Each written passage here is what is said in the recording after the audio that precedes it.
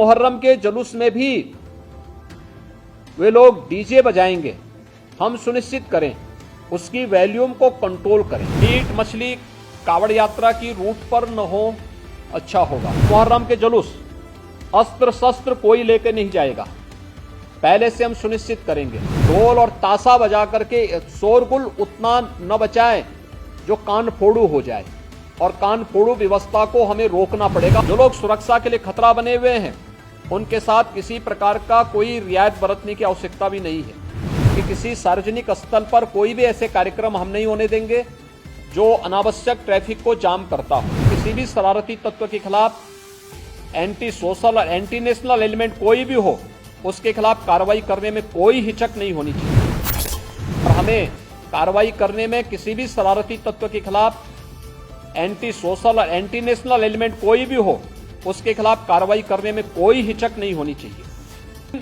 जो लोग सुरक्षा के लिए खतरा बने हुए हैं उनके साथ किसी प्रकार का कोई रियायत बरतने की आवश्यकता भी नहीं है, और इसलिए सेक्टर प्रणाली तत्काल लागू करते हुए बकरीद के कार्यक्रम को सभी मुस्लिम धर्मगुरुओं के साथ संवाद बना करके बेहतरीन तरीके से, शानदार तरीके से स्वच्छता के मानकों का ध्यान रखते हुए जो पहले से ही व्यवस्था बनाई गई है कि किसी सार्वजनिक स्थल पर कोई भी ऐसे कार्यक्रम हम नहीं होने देंगे जो अनावश्यक ट्रैफिक को जाम करता हो। बकरीद के दिन कुर्बानी जहां होगी वह सार्वजनिक स्थल नहीं होगा, जो निर्धारित स्थल और पहले से चली आ रही वहीं पर होगा।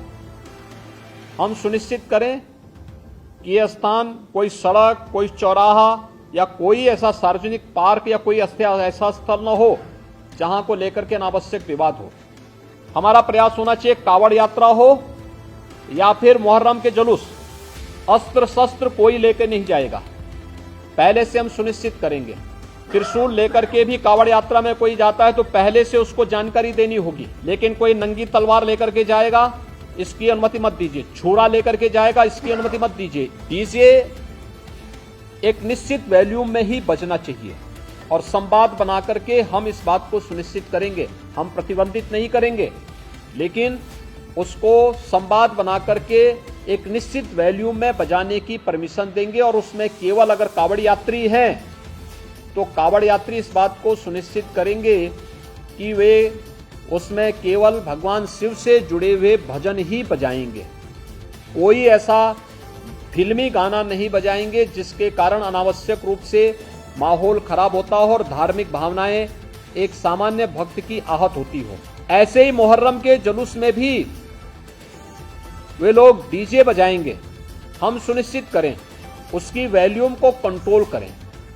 अनावश्यक रूप से ढोल और ताशा बजा करके शोरगुल उतना न बचाएं जो कान फोड़ू हो जाए, और कान फोड़ू व्यवस्था को हमें रोकना पड़ेगा, हर हाल में रोकना पड़ेगा।